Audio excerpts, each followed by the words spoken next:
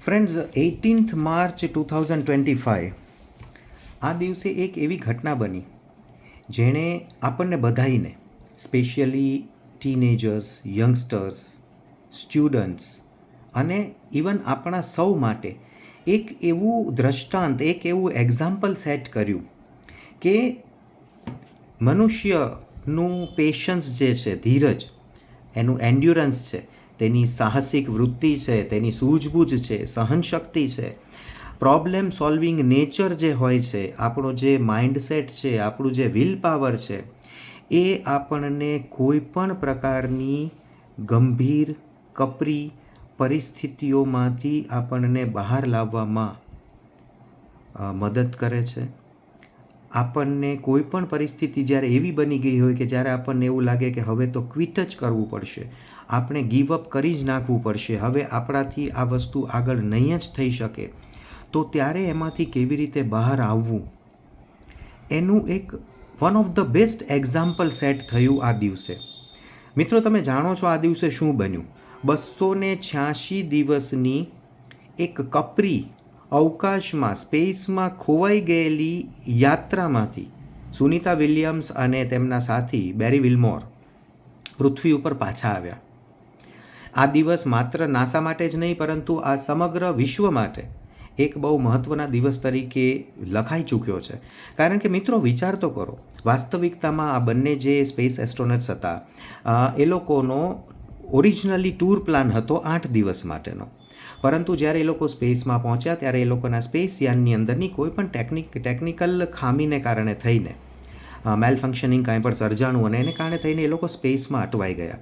એ પણ કેવી પરિસ્થિતિમાં? સ્પેસ યાનની અંદર જ રહેવાનું, પૂરતા પ્રમાણમાં એર નથી, પૂરતા પ્રમાણમાં ઓક્સિજન નથી, નથી તો કોઈ યોગ્ય પ્રકારનો ખોરાક કે પાણી તમારી પાસે ઉપલબ્ધ, નથી તમારી પાસે કોઈ એવા ઓપ્શન્સ ઉપલબ્ધ કે તમે અહીંયાથી બીજી જગ્યાએ શિફ્ટ કરી શકો છો, આમથી તેમ બહાર આંટા મારી શકો છો. કારણ કે મિત્રો, પૃથ્વી ઉપર નહોતા, એ લોકો સ્પેસમાં હતા, તદ્દન અંધકારમાં, સ્પેસમાં ખોવાયેલી પરિસ્થિતિ. એમની પાસે નહોતો તો એનો જવાબ કે એ લોકો પૃથ્વી ઉપર ક્યારે પાછા આવી શકશે અને વાસ્તવિકતામાં પાછા આવી શકશે કે નહીં આવી શકે. આટલી ગંભીર, આટલી કપરી પરિસ્થિતિમાં પણ એ બંને એસ્ટ્રોનટ્સ પોતાના પેશન્સ, પોતાની સાહસવૃત્તિ, પોતાની ધીરજને કારણે, સૂઝબૂઝને કારણે, એકબીજાના સાથ સહકારને કારણે અને સૌથી મોટી વાત પોતાના માઇન્ડસેટ અને વિલ પાવરને કારણે થઈને 8 દિવસના બદલે 286 દિવસ સુધી આટલી કપરી ગંભીર પરિસ્થિતિઓમાં સ્પેસમાં સર્વાઈવ પણ કર્યું અને અંતે હેમખેમ રીતે પૃથ્વી ઉપર પાછા પહોંચ્યા 18th માર્ચ 2025ના રોજ. આ લોકોએ મિત્રો એક બહુ જ સરસ એક્ઝામ્પલ આપણા બધાની સામે સેટ કર્યું છે.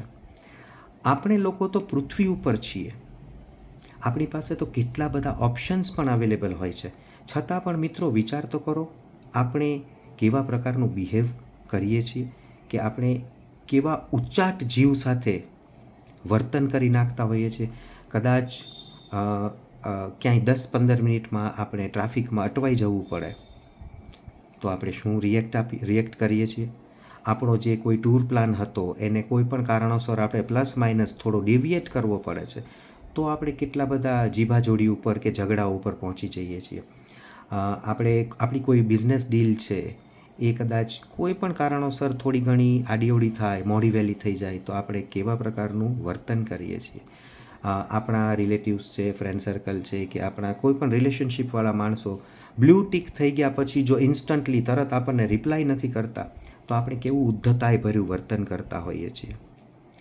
અરે, ફ્રસ્ટ્રેશનની અંદર આવીને એકબીજાની સાથે મારામારી, ગાળાગાળી કરી લેતા હોઈએ છીએ અને ઇવન સ્યુસાઇડ સુધીના કેસીસ પણ થઈ જતા હોય છે, જે આપણે જાણીએ છીએ.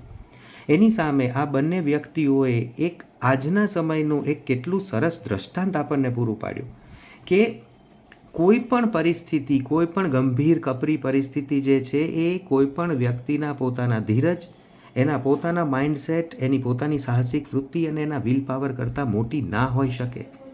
માણસ માટે સૌથી વધારે જરૂરી હોય છે એનું પોતાના જીવનની કિંમત.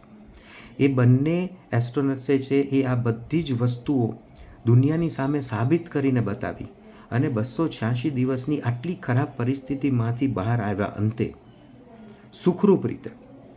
તો મિત્રો આના ઉપરથી પ્લીઝ આપણે પણ સિરિયસલી વિચાર કરીએ કે જ્યારે આપણા વાસ્તવિક જીવનની અંદર, જ્યારે આપણે તો પૃથ્વી ઉપર જ છીએ, ત્યારે આપણી પાસે તો આટલા બધા ઓપ્શન્સ પણ અવેલેબલ છે, ત્યારે અગર જીવન આપણી સામે, લાઈફ જે છે એ આપણી સામે કોઈ ચેલેન્જીસ મૂકે છે, આપણા જે પ્લાન છે એ કદાચ પ્લાન કોઈ પ્લસ માઇનસ થાય છે, નિષ્ફળ જાય છે, આપણને ક્યાંયથી રિજેક્શન મળે છે, એ પછી પ્રોફેશનલ લાઈફમાં હોય, બિઝનેસ લાઈફમાં હોય, પર્સનલ લાઈફમાં હોય, તો એને એટલું મન ઉપર, દિલ ઉપર ના લઈ લેતા ફ્રસ્ટ્રેશનમાં, ડિપ્રેશનમાં આવીને સુસાઇડ કરી લઈએ કે એકબીજાની હત્યાઓ કરી નાખીએ, મારી નાખીએ, સંબંધો તોડી નાખીએ, એવું ના કરતા ધીરજ સાથે, સૂઝબૂઝ સાથે, સાહસિક પ્રવૃત્તિ સાથે, પોતાના પ્રોબ્લેમ સોલ્વિંગ માઇન્ડસેટ અને વિલ પાવરની સાથે આગળ વધતા જઈએ તો આપણને પણ જીવનના કોઈ પણ તબક્કાની અંદર કોઈ પણ કપરી ગંભીર પરિસ્થિતિમાંથી બહાર નીકળવાના રસ્તા હંમેશા મળશે જ.